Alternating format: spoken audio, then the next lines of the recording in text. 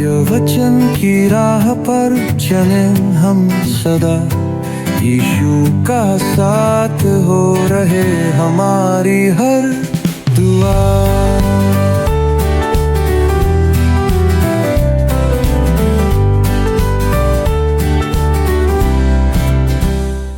प्रिय दर्शकों, नमस्कार। सत्य वचन के एक और प्रसारण में आपका स्वागत है। हम नहूम की पुस्तक पर अध्ययन कर रहे थे और आज हम पहले अध्याय के पहले 2 वचनों पर मनन करेंगे। नहूम जो एलकोश का वासी था, उसे परमेश्वर अपना दर्शन देता है और निनवे के लोगों को बताता है कि उन पर अब परमेश्वर का दंड आने वाला है। आज हम परमेश्वर के स्वभाव की कुछ प्रमुख बातों को सीखेंगे जो उसके गुण को प्रकट करती है। तो आइए दोस्तों, उन बातों को जानने के लिए हम अपने अध्ययन को आरंभ करते हैं। प्रिय मित्रों, आप सभी पर हमारे प्रभु यीशु मसीह का अनुग्रह और प्रेम बहुत आयत से बना रहे। दोस्तों, आज से हम पुराने नियम से नहूम की पुस्तक का अध्ययन आरंभ करने जा रहे हैं और मुझे पूरा विश्वास है कि इस पुस्तक का अध्ययन भी आपको परमेश्वर के निकट आने में सहायता करेगा। मित्रों, मैं आपको बताना चाहता हूं कि कई बार मेरे मित्र मेरा मजाक करके कहते हैं कि जब भी मैं किसी नई पुस्तक का अध्ययन या नए अध्याय का अध्ययन आरंभ करता हूं, तो मैं अधिकतर कहता हूं यह एक महान पुस्तक है या यह एक महान अंश है। परंतु यहाँ मैं निसंकोच कहना चाहता हूं कि नहूम की यह छोटी पुस्तक एक महान पुस्तक ही नहीं, परंतु यह भी एक अति उत्तम पुस्तक है और परमेश्वर के वचन में इसका संयोजित किया जाना एक विशेष उद्देश्य के निमित्त है। मैं ऐसा कहने की हिम्मत इसलिए करता हूं क्योंकि बहुत कम लोगों ने नहूम की पुस्तक पर कभी कोई संदेश सुना होगा। जैसा कि सर रॉबर्ट एंडरसन कहते हैं, इस पुस्तक ने उन लोगों से ध्यान आकर्षण प्राप्त किया है जो इसे भविष्यवाणी करने वाले की बेबुनियाद बातें भी कहते हैं। दोस्तों, ये सनसनी फैलाने वाले हमें विश्वास दिलाना चाहते हैं कि नहूम गाड़ियों पर से प्रचार करता था, क्योंकि दूसरे अध्याय के 4 पद में वह कहता है, रथ सड़कों में बहुत वेग से हाँके जाते और चौकों में इधर उधर चलाए जाते हैं। दोस्तों, इसका संदर्भ गाड़ियों से नहीं है, जो हम अपने अध्ययन में आगे जाकर देखेंगे। मित्रों, नहूम की पुस्तक में हमारे पास एक अद्भुत भविष्यवाणी है, परंतु यह पुराने जमाने की प्रतीत होती है।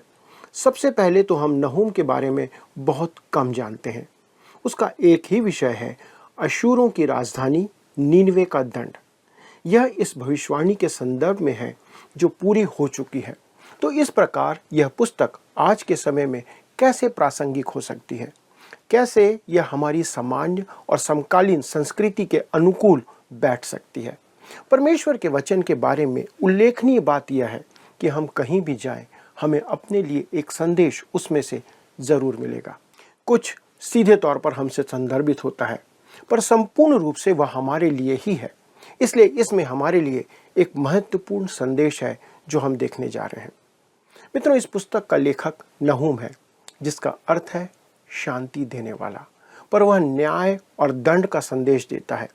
नहूम इस संसार में अपने नाम के अनुरूप कैसे जी सकता था, यह इस बात पर निर्भर करता है कि आप न्याय को कैसे देखते हैं। यदि यह दंड आपके बैरी के लिए है जिससे आप भयभीत हैं, तो यह दंड आपको निश्चित तौर पर शांति देने वाला होगा। मित्रों, नहूम का परिचय पहले ही पद में दिया गया है, जहां पर कहता है, नीनवे के विषय में भारी वचन, एलकोश वासी नहूम के दर्शन की पुस्तक। दोस्तों, ये एलकोश वासी कौन थे? एलकोश नगर की पहचान के अनेक संभावित प्रमाण हैं। पहला, नीनवे के खंडहरों के उत्तर में कुछ मील दूर अशूर देश में एलकोश एक नगर था। संभव है कि नहूम वहां रहता था और उसने नीनवे के लिए भविष्यवाणी की, जैसे आगे चलकर दानियल ने बेबीलोन में भविष्यवाणी की थी। परंतु मेरा अपना विचार है कि नहूम नीनवे नहीं गया था, जैसा कि इस पुस्तक में प्रकट है। दूसरी बात, कहा जाता है कि गलील क्षेत्र में एलकोश नामक एक गांव था। जेरोम, जो कि पुरातत्व शास्त्री था, वह कहता है कि उसके गाइड ने उसे वह गांव दिखाकर कहा था कि वह नहूम का जन्म स्थान है।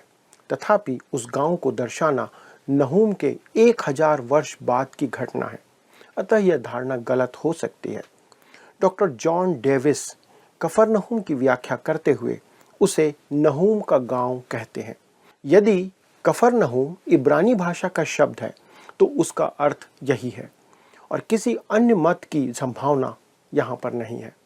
या तो वह नहूम का जन्म स्थान हुआ था या उसका बाल्यकाल वहाँ बीता था।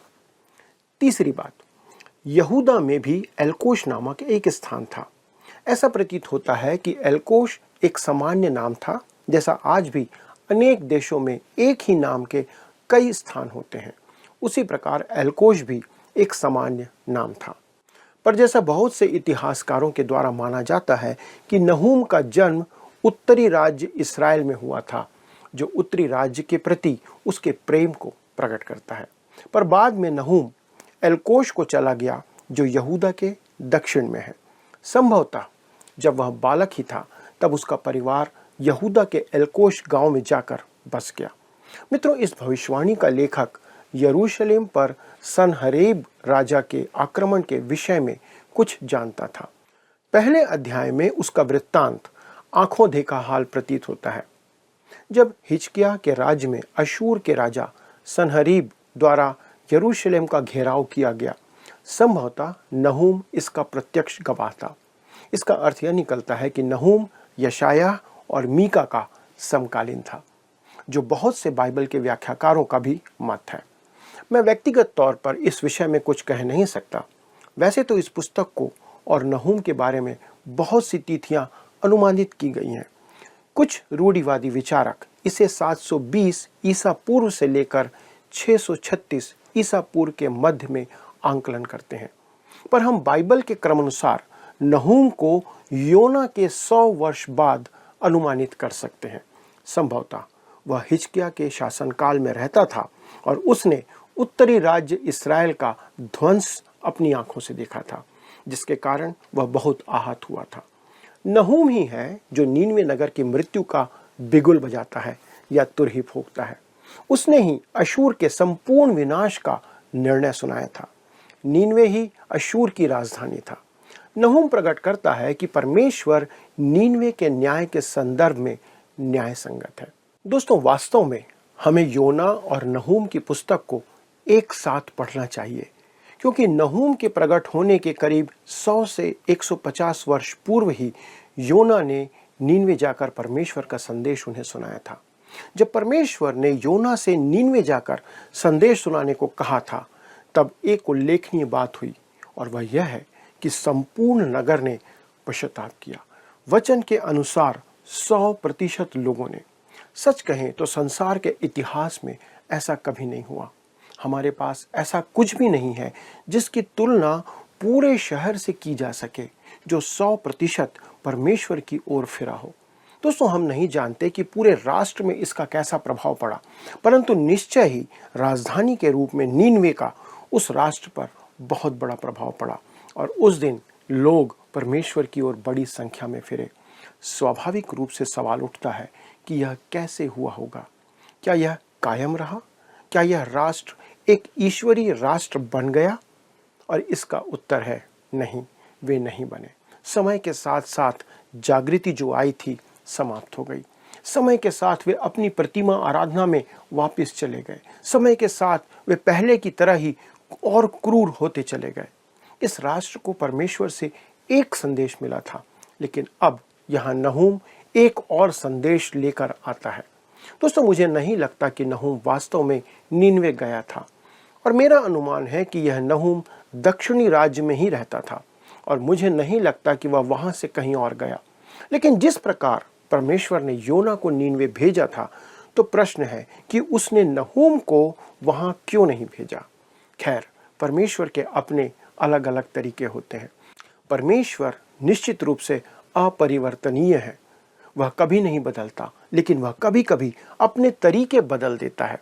उसने योना को नीनवे भेजा क्योंकि नीनवे एक बड़ा दुष्ट शहर था, लेकिन वे परमेश्वर के बारे में पूरी तरह से अनभिज्ञ थे। जब उन तक संदेश लाया गया तो वह नगर परमेश्वर की ओर फिरा। सिंहासन पर बैठे राजा से लेकर झोपड़ी में रहने वाले किसान तक। परिणाम स्वरूप परमेश्वर ने नीनवे को नाश नहीं किया। पर अब करीब 100 से 150 साल बीत चुके हैं और वह नगर फिर से पिछड़ चुका है और अपने पुराने ढर्रे पर लौट चुका है। नहूम वहां क्यों नहीं जाता है, ये प्रश्न है। क्योंकि उनके पास पहले ही परमेश्वर की ज्योति, परमेश्वर का संदेश, परमेश्वर का सुसमाचार पहुंच चुका था और उन्होंने इसे अब अस्वीकार कर दिया था। प्रभु यीशु मसीह ने उस ज्योति के अस्वीकार किए जाने की बात अपने संदेश में की है। जैसा मत्ती रचित सुसमाचार 6वें अध्याय के 23 पद में लिखा है, इस कारण वह उजियाला जो तुझ में है, यदि अंधकार हो तो वह अंधकार कैसा बड़ा होगा। किसी मनुष्य के भीतर वह प्रकाश अंधकार कैसे बन सकता है मित्रों? परमेश्वर के वचन को अस्वीकार करना ही प्रकाश का अंधकार में परिवर्तन है। आज कई देशों में अन्य पुस्तकों से अधिक बाइबल की संख्या पाई जाती है। आज बाइबल सबसे अधिक बिकने वाली पुस्तक है, पर साथ ही वह सबसे कम पढ़े जाने वाली पुस्तक भी है। अशूर वह राष्ट्र था जिसने परमेश्वर की ज्योति प्राप्त की थी, पर उसका परिणाम क्या हुआ?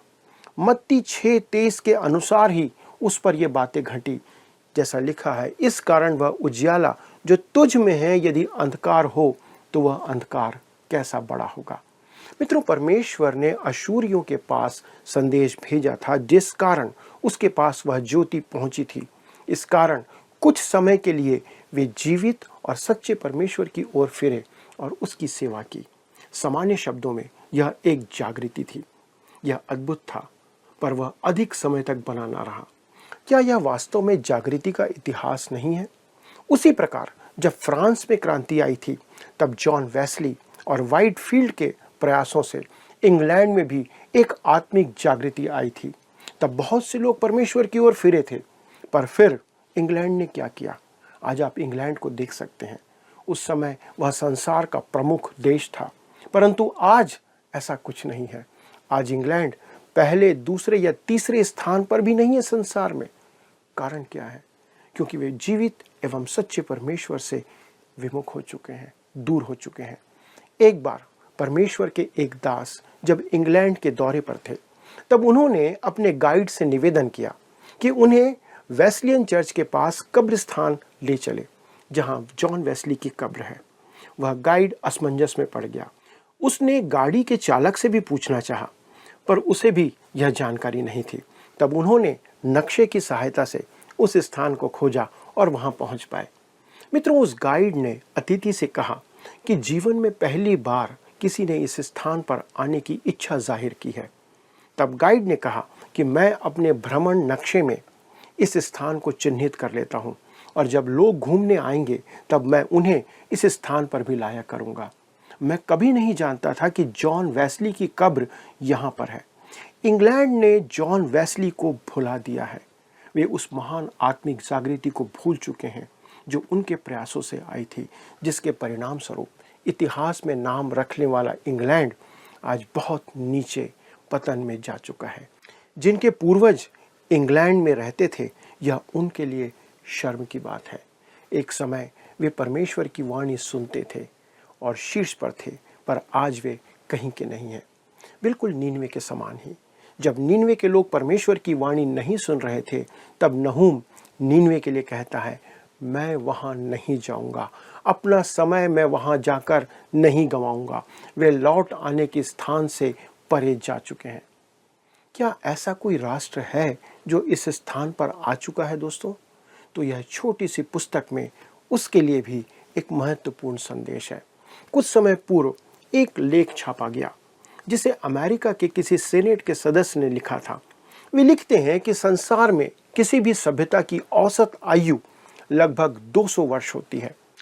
वे उसी लेख में आगे लिखते हैं कि सभ्यताएं निम्नलिखित चरणों में प्रगति करती है, जैसे बंधुआई से आध्यात्मिक आस्था, आत्मिक आस्था से साहस, साहस से स्वतंत्रता, स्वतंत्रता से बहुतायत या प्रचुरता, बहुतायत या प्रचुरता से स्वार्थ, स्वार्थ से आत्मसंतुष्टि, आत्मसंतुष्टि से उदासीनता और उदासीनता से वापस बंधुआई।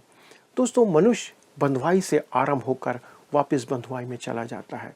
सीनेट के उस सदस्य ने अनुमान लगाया कि अमेरिका उन 200 वर्षों के बाद पुनः उसी स्थान में आ जाएगा जहां से उसने आरंभ किया था। आज परिस्थितियां उसी दिशा की ओर बढ़ रही हैं। अमेरिका अपनी स्वतंत्रता के 200वीं वर्षगांठ मना चुका है। एक बार विचार करके देखें मित्रों कि संसार आज किस ओर बढ़ रहा है। यही हमारे सामने नीनवे की तस्वीर है और यह नहूम का संदेश है। एक समय का महान विश्व शक्ति अशूर, जिनकी राजधानी नीनवे था, उसने परमेश्वर से संदेश प्राप्त किया। वे परमेश्वर की ओर फिरे और कुछ समय तक उसकी सेवा की। मैं नहीं जानता कि कब तक, पर करीब 100 से 150 वर्ष बीतने के बाद वे फिर उसी स्थान पर आ चुके थे जहां से वे आरंभ किए थे, जहां वे पहले थे। दोस्तों, अब परमेश्वर उन्हें दंड देने जा रहा है। पर दोस्तों, अब प्रश्न उठता है कि क्या परमेश्वर जो कर रहा है वह उसमें सही है? आप आगे चलकर देखेंगे कि नहूम कहता है कि ऐसा करने में परमेश्वर ना केवल सही है पर भला भी है। दोस्तों, नहूम की पुस्तक अध्ययन करने के लिए एक रोमांचक पुस्तक है, क्योंकि यह परमेश्वर के गुणों के दूसरे पहलू को प्रकट करती है। जैसे कि परमेश्वर प्रेम है, लेकिन परमेश्वर पवित्र, धर्मी और भला भी है, तथा परमेश्वर आज भी राष्ट्रों में, लोगों के जीवन में दखल रखता है। इसलिए यह पुस्तक ठीक उसी समय की बात करती है जहां पर आज हम हैं। आइए अब हम इस पुस्तक की रूपरेखा को देखते हैं कि कैसे इसे हमने विभाजित किया है। पहली बात, परमेश्वर का न्याय और भलाई, अध्याय 1 से 8 पद। दूसरी बात, नीनवे को नाश करने और सुसमाचार सुनाने के निर्णय में परमेश्वर के न्याय और भलाई का प्रदर्शन, पहला अध्याय 9 से 15 पद। तीसरी बात, नीनवे को नाश करने के अपने निर्णय के क्रियान्वयन में परमेश्वर के न्याय और भलाई का प्रकट किया जाना, अध्याय 2 और 3। परंतु अध्याय 2 के अंदर हम देखेंगे अशूर का विनाश और अध्याय 3 में परमेश्वर का दंड न्यायोचित ठहराया गया है। मित्रों, मैं आपको विश्वास दिलाता हूं कि इस पुस्तक का अध्ययन भी आपके लिए बहुत रोचक होने जा रहा है। इसलिए इससे चूकिएगा मत। अपने विचार और प्रार्थना निवेदन हमसे जरूर साझा करें, क्योंकि हम आपसे यही अपेक्षा करते हैं कि आप जो कुछ सुन रहे हैं उसे सीखें, और यदि आप सीख रहे हैं तो हमें भी बताइए, ताकि हम परमेश्वर को इस बात के लिए धन्यवाद दे सकें। अगले प्रसारण में हम एक बार फिर से एक साथ मिलेंगे, लेकिन प्रार्थना और धन्यवाद के साथ आइए हम इस अध्ययन को समाप्त करें। हमारे स्वर्गीय पिता, हम धन्यवाद देते हैं प्रभु आपके अनुग्रह और दया के लिए, आपके प्रेम के लिए प्रभु, कि आप हम पर करुणा करते हैं। किस रीति से प्रभु आपने नीनवे पर अपना प्रेम और अपनी करुणा प्रकट किया, और जब वे आपकी ओर फिर गए तो आपने उन्हें नाश करने की इच्छा को टाल दिया। लेकिन प्रभु, मनुष्य का स्वभाव है कि हम अपने उस जीवन में बने नहीं रहते हैं, हम धीरे धीरे पाप की ओर अग्रसर होते हैं। पिता परमेश्वर, हमारे जीवन की भी कई बार यही स्थिति रहती है। हम आपको अपना जीवन समर्पित तो कर देते हैं, पर धीरे धीरे समय के साथ हम आपसे दूर होते चले जाते हैं। पिता, आज हम प्रार्थना करते हैं हमारे उन सब भाई बहनों के लिए, जवान बच्चों के लिए, बुजुर्गों के लिए, जिन्होंने कभी अपना जीवन आपको समर्पित किया था, लेकिन समय के साथ संसार की परेशानी और विपत्तियों के कारण से, शैतान के प्रहार के कारण प्रभु वे आज आपसे दूर चले गए हैं। पिता, हमारी प्रार्थना है कि आज आप उनसे बातें करें, अनुग्रह करें प्रभु, कि वे इस वचन को सुनकर आपकी ओर लौटने पाएं, क्योंकि प्रभु आपका प्रेम धीरजवंत है, लेकिन वो सदा बना नहीं रहता। प्रभु, समय आएगा जब आपका वो दंड हमारे ऊपर आ सकता है। इससे पहले कि हम दंड के भागीदार हों, अनुग्रह करें पिता हमारे दर्शकों पर, हमारे सभी इन लोगों पर जो आपसे दूर हो चुके हैं, कि वे आपकी निकटता में आए। प्रार्थना करते हैं प्रभु, आपकी दया और करुणा हम सबों पर बनी रहे। धन्यवाद के साथ इस विनती को प्रभु यीशु क्रिस्त के नाम से मांगते हैं। कृपा करके सुने और अपनी महिमा के लिए ग्रहण करें। आमीन। मित्रों, मुझे विश्वास है कि आज का अध्ययन आपके लिए आशीष का कारण रहा होगा। कृपया हमें सूचित करें कि आपने आज कौन सी नई बात सीखी है। अगले प्रसारण तक परमेश्वर का अनुग्रह और आशीष आप पर और आपके पूरे परिवार पर बहुत आयत से बनी रहे। प्रभु आपको आशीष दे। आइए अब हम प्रश्नों को देखें। पिछले प्रश्न का उत्तर है डी, दिमेत्रियुस। दियोत्रिफेस ने दिमेत्रियुस को कलीसिया से बाहर निकाल दिया था, जो एक सच्चा विश्वासी था। आज के अध्ययन पर आधारित प्रश्न है, नहूम की पुस्तक को गहराई से समझने के लिए हमें नहूम की पुस्तक के साथ किस अन्य पुस्तक का अध्ययन भी करना चाहिए? ए, पहला इतिहास, बी, राजाओं की दूसरी पुस्तक, सी, योना, डी, यहोशू। मित्रों, इस प्रश्न का उत्तर हमें कल सुबह 6 बजे से पहले विकल्प ए, बी, सी या डी के साथ अपना नाम, पता, स्थान के साथ 9651433397 पर एसएमएस या व्हाट्सएप करें। मित्रों, आपने देखा कि अशूर परमेश्वर के उद्देश्य में समाप्त हो चुका था और अब उसका नाश किया जाना था। परमेश्वर आपसे प्रेम करता है। इससे कोई फर्क नहीं पड़ता कि आप कौन हैं, आप उसे प्रेम करने से नहीं रोक सकते। पर हम एक ऐसे स्थान पर आ सकते हैं जब हम परमेश्वर के प्रेम को अनुभव नहीं कर पाएंगे। हम उसकी आज्ञा न मानकर और उसकी ओर पीठ फेर कर भी उस पाप की छतरी को खोल सकते हैं जो परमेश्वर के प्रेम को अनुभव करने से हमें रोक देती है। आशा है मित्रों, आज का अध्ययन आपके लिए आशीष का कारण रहा होगा।